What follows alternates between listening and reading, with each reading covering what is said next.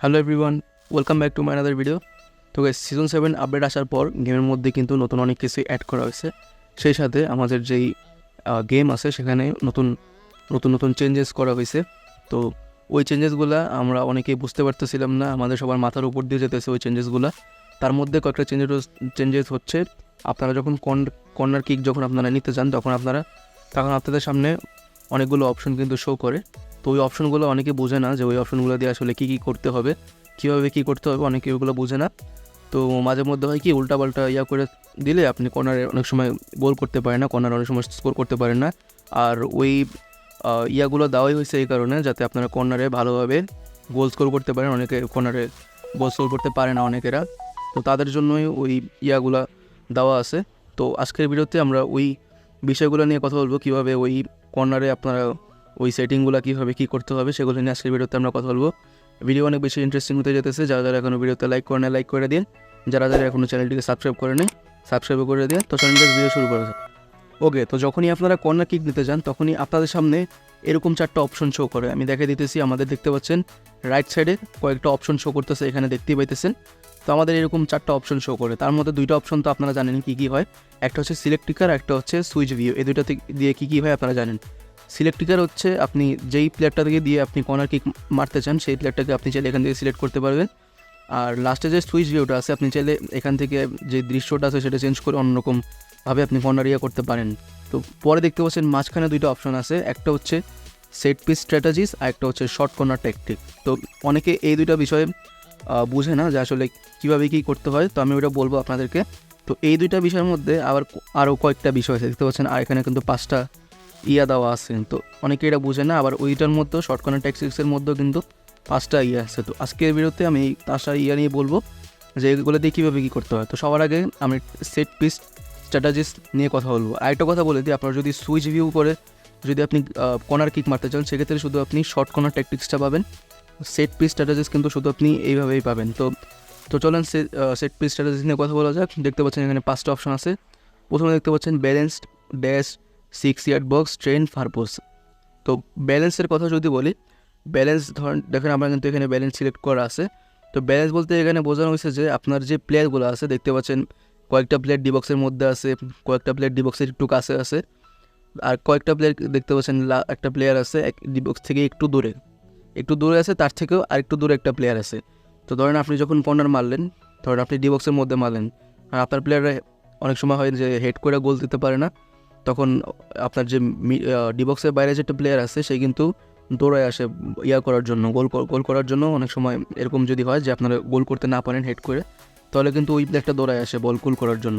আর যদি তাও না হয়, ধরেন আপনি হেডই করতে পারেন না, একেবারে কিছুই করতে পারেন না, অপোনেন্ট আপনাকে গোল করার জন্য অপোনেন্ট আপনার বার পোস্টের দিকে আগাইতেছে, তো তখন দেখতে পাচ্ছেন মিডফিল্ডে কিন্তু একটা প্লেয়ার আছে। আমি আপনাদেরকে দেখে দিতেছি, মিডফিল্ডে দেখতে পাচ্ছেন এই সাইডে কিন্তু একটা প্লেয়ার আছে। এই কিন্তু যখন আপনার অপোনেন্ট যদি আপনার গোল করার জন্য যদি এগিয়ে যায় আপনার বার পোস্টের দিকে, তখন কিন্তু এই আপনাকে ডিফেন্ডিং করতে সাহায্য করবে। তো এই হচ্ছে ব্যালেন্সের কাজ। তো পরে দেখতে পাচ্ছেন এখানে ড্যাশ। আমি যদি এখন আপনাকে ড্যাশে ক্লিক করে দেখাই, দেখতে পাচ্ছেন আমাদের যে কটা প্লেয়ার ডিবক্সের মধ্যে ছিল তারা কিন্তু একজোট হয়ে গেছে। দেখতে পাচ্ছেন সবাই কিন্তু একদিকে রয়েছে। তো এরা আসছে আপনার যে অপোনেন্ট আছে তাদেরকে ফাঁকি দেওয়া বোঝায় আর কি। দেখতে পাচ্ছেন তারা এক জায়গায় আছে, অপোনেন্টগুলো কিন্তু তাদেরকে গার্ড করার জন্য কিন্তু দাঁড়ায় আছে। এখন আপনি যদি তার মাঝখান দিয়ে বল মারেন, তো সেখান থেকে যেই কোনো একটা প্লেয়ার কিন্তু সামনের দিকে দৌড় দিয়ে আসবে অনেক আগে থেকে। আপনি যখনই মারবেন তখনই কিন্তু ওই জায়গা থেকে, যে জায়গা থেকে দেখতে পাচ্ছেন যে জড়ো হয়ে আছে একদম, ওখান থেকে কিন্তু কয়েকটা প্লেয়ার সামনের দিকে আসবে। আপনি যদি বলটা মারে সেখান থেকে কিন্তু শ্যুট করে গোল করার ট্রাই করবে। তো এই ছিল হচ্ছে ড্যাশের কাজ। তো ড্যাশের পরে দেখতে পাচ্ছেন এখানে 6 ইয়ার্ড বক্স একটা অপশন আছে। তো 6 ইয়ার্ড বক্স হচ্ছে আপনার ডি বক্সের ভিতরে ছোটো একটা বক্স আছে। ডি বক্স আপনারা জানেন ডি বক্স কোনটা, সেটা নিয়ে কথা বললাম না। ডি বক্সের ভিতরে ছোটো একটা বক্স আছে, আমি দেখাই দিই আপনাদেরকে। এই যে বক্সটা, এই যে এইখানে যে একটা বক্স দেখতে পাইতেছেন না, এই যে বক্সটা দেখতে পাচ্ছেন গোলকিপারের যে সামনে একটা বক্স আছে, এই বক্সটা হচ্ছে আপনার 6 ইয়ার্ড বক্স। আপনি যদি এখন এই 6 ইয়ার্ড বক্স অপশনে ক্লিক করেন, তাহলে আপনার যে প্লেয়ারগুলো আছে, আপনার 4টা প্লেয়ার কিন্তু ওই 6 ইয়ার্ড বক্সের একেবারে সামনাসামনি থাকবে, একেবারে ওই বক্সগুলোর সাথে লেগে থাকবে। এখন আপনি যদি এখান থেকে যদি আপনি কর্নার কিকটা মারেন, এখান থেকে যে কোনো একটা প্লেয়ার কিন্তু হেড করে গোল দিতে পারবে। এই হচ্ছে 6 ইয়ার্ড বক্সের আর কেউ যদি আপনারা 6 ইয়ার্ড বক্স চিনে না থাকেন, আমি আবার দেখিয়ে দিচ্ছি। দেখতে পাচ্ছেন গোলকিপারের সামনে কিন্তু একটা বক্সের মতো আছে, আমি আবার মার্ক করে দেখাই দিতেছি। এই বক্সটা হচ্ছে 6 ইয়ার্ড বক্স, এটা হচ্ছে ডি বক্সের মধ্যে থাকে।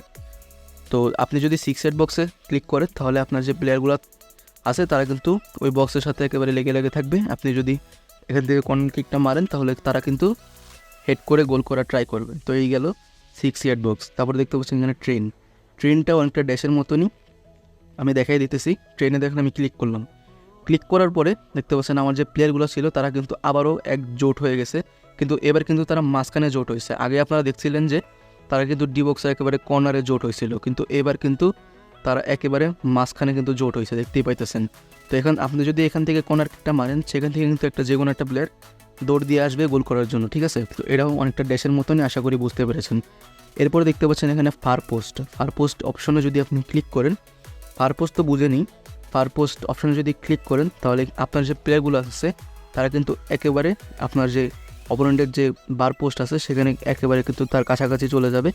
আপনি যদি কর্নার কিক মারেন সেখান থেকে কিন্তু হেড করে গোল করার ট্রাই করবে। দেখতে পাচ্ছেন আমার একটা প্লেয়ার কিন্তু অলরেডি ওই 6 ইয়ার্ড বক্সের মধ্যে ঢুকে গেছে, দেখতে পাইতেছেন। তো এই গেল হচ্ছে আমাদের সেট পিস স্ট্র্যাটেজি, আশা করি এটা বুঝতে পেরেছেন।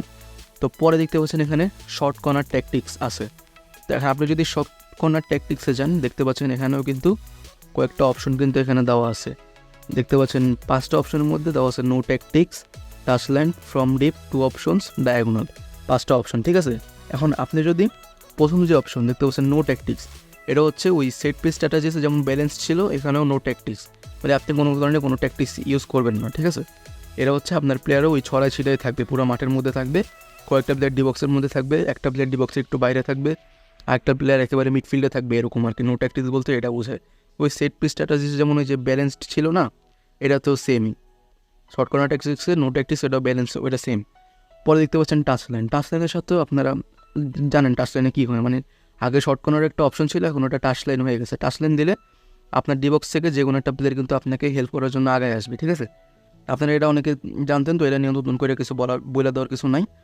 তো একটা প্লেয়ার এখানে আগে আসবে। তো এরপরে দেখতে পাচ্ছেন ফ্রম ডিপের কিন্তু একটা অপশন আছে, টাচ লাইন ক্লিক করলে আপনার একটা প্লেয়ার আগে আসবে। তারপর দেখতে পাচ্ছেন ফ্রম ডিপের একটা অপশন আছে, ঠিক আছে। ফ্রম ডিপ হচ্ছে আপনি যদি টাচ লাইনের মতনই একটা প্লেয়ার আগে আসবে, কিন্তু এই প্লেয়ারটা আপনার অন্য সাইড দিয়ে আগে আসবে। আপনি যদি ফ্রম ডিপে ক্লিক করেন আপনার প্লেয়ারটা ডি বক্সের বাইরে দিয়ে আগে আসবে, আমি দেখাই দিতেছি আপনাদের, ঠিক আছে। দেখতে পাচ্ছেন আমি এখানে ফ্রম ডিপে ক্লিক করলাম, দেখতে পাচ্ছেন তারা কিন্তু ডি বক্সের বাইরে দিয়ে আগে আসতেছে।